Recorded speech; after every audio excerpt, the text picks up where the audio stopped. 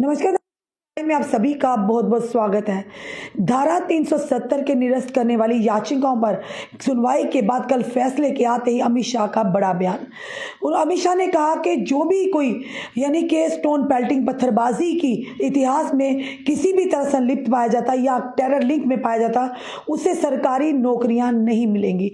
अमित शाह का ये बड़ा बयान है। बताना चाहेंगे आपको, साफ तौर पर अमित शाह ने कहा है कि केंद्रीय गृह मंत्री अमित शाह ने कहा कि पत्थरबाजी का इतिहास और आतंकवाद से किसी भी तरह का संबंध रखने वालों को जम्मू कश्मीर में सरकारी नौकरियां नहीं मिलेंगी। हथियार डालने और मुख्यधारा में यानी मेन स्ट्रीम में शामिल होने के इच्छुक कश्मीरी युवाओं का स्वागत किया जाएगा। जीरो टॉलरेंस फॉर टेररिज्म मुक्त होगा जम्मू कश्मीर। साफ तौर पर उन्होंने ये भी कहा कि कहीं ना कहीं जो लोग पत्थरबाजी में कभी यानी कि कहीं लुप्त पाए जाएंगे या उनका इतिहास पत्थरबाजी से जुड़ा होगा या आतंकवादियों को समर्थन करने आतंकवादी से कोई टेरर लिंक होगा, उनको सरकारी नौकरियां नहीं मिलेंगी। और साथ ही साथ बताना चाहेंगे कि राज्यसभा में जम्मू कश्मीर आरक्षण विधेयक और जम्मू कश्मीर पुनर्गठन विधेयक 2023 पर चर्चा का जवाब देते हुए गृह मंत्री ने कहा कि आतंकवादियों और उनके समर्थकों के साथ कोई भी सहानुभूति यानी कि हमदर्दी नहीं होगी। उन्होंने कहा कि पत्थरबाजी का इतिहास रखने वालों और आतंकवादियों के साथ किसी भी तरह के संबंध रखने वालों को जम्मू कश्मीर में सरकारी नौकरियां नहीं मिलेंगी, यानी वो वंचित रहेंगे। उन्होंने कहा कि आतंकी संबंध रखने वालों सरकारी कर्मचारियों को बर्खास्त करने की भी प्रक्रिया जारी है। यानी कोई भी अगर सरकारी कर्मचारी जो नौकरी कर रहा है, सरकारी गवर्नमेंट जॉब कर रहा है, अगर वो भी संलिप्त पाया जाता है किसी भी टेरर लिंक के साथ या उसके कहीं इस तरह के लोगों के साथ या उन्हें समर्थन करते हो, उनको भी नौकरियों से बर्खास्त यानी टर्मिनेट किया जाएगा। यह अमित शाह का साफ तौर पर बड़ा बयान है। साथ ही साथ अमित शाह ने यह भी कहा कि उत्तर पूर्व में कई युवाओं ने हथियार छोड़ और मुख्य धारा में शामिल हुए हैं, मेन स्ट्रीम में यानी शामिल हुए। अगर कश्मीर के बंदूकधारी युवा हथियार छोड़कर मुख्य धारा में शामिल होते हैं तो केंद्र सरकार उनका स्वागत करेगी। गृह मंत्री अमित शाह ने भी कहा कि केंद्र ने शून्य आतंक और संपूर्ण क्षेत्र प्रभुत्व योजना शुरू की है, जिसका तहत कश्मीर आतंकवाद से मुक्त हो जाएगा। उन्होंने कहा कि जम्मू कश्मीर में 130 करोड़ रुपए की लागत से एक आतंकवादी विशिष्ट जेल बनाई जाएगी, जहां केवल आतंकवादियों को ही रखा जाएगा। अमित शाह ने कहा कि कोई सुरक्षा उल्लंघन सुनिश्चित करने के लिए जैमर और अन्य अत्याधुनिक सुविधाएं भी होंगी। उन्होंने कहा कि जिन लोगों ने यह कहकर जम्मू कश्मीर के लोगों को बेवकूफ बनाया कि अनुच्छेद 370 अस्थायी है यानी टेम्पररी है, उन्हें सुप्रीम कोर्ट के फैसले के बाद शर्म आ रही होगी। गृह मंत्री ने कहा कि हमने कश्मीर को शांति, प्रगति और विकास के रूप में देखना शुरू कर दिया है।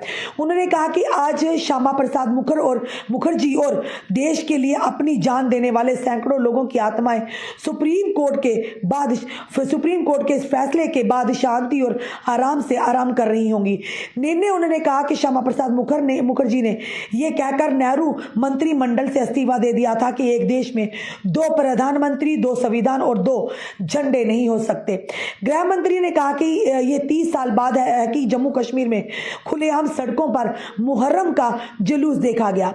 ये कहते हुए कि न केवल भाजपा बल्कि पूरे देश में अनुच्छेद 370 पर सुप्रीम कोर्ट के फैसले का स्वागत किया गया। अमित शाह ने कहा कि जम्मू कश्मीर ने शांति, समृद्धि और विकास की सुबह देखी है। 30 वर्षों तक थिएटर बंद रहे और आज 3 सिनेमाघर काम कर रहे हैं और 18 और खुल रहे हैं। मुंबई, गुजरात और महाराष्ट्र के पर्यटक कश्मीरियों के घरों में रह रहे हैं। अब तक 10,000 होम स्टे रिकॉर्ड किए जा चुके हैं।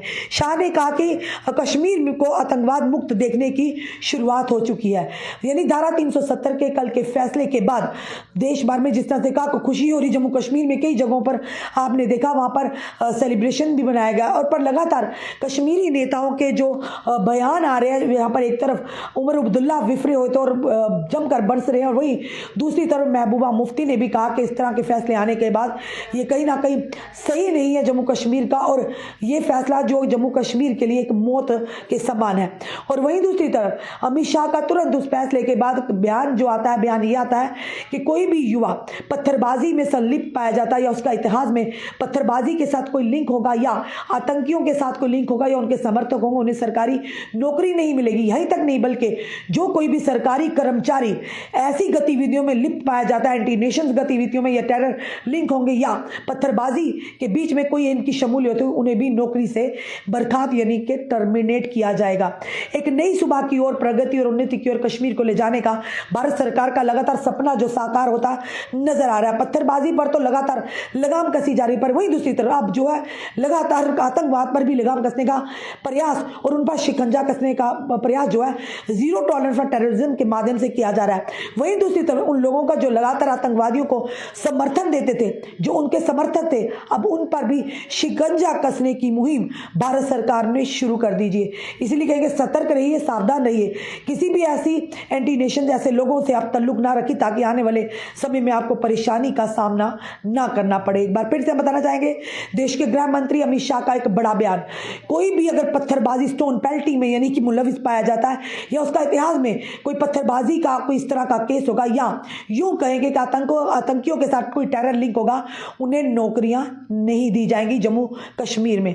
उन्होंने ये भी कहा कि युवा जो है यानी पत्थरबाजी छोड़कर, हथियार छोड़कर मेन स्ट्रीम में आए और भारत सरकार उनका स्वागत करेगी। आपका क्या कहना है इस वीडियो को देखकर? अपने कमेंट, अपने सुझाव हमें जरूर दीजिए। इस वीडियो को जितना हो सके शेयर कीजिए। जुड़े रहिए ऐसे हमारे साथ अगले अपडेट के लिए। जय हिंद, जय भारत।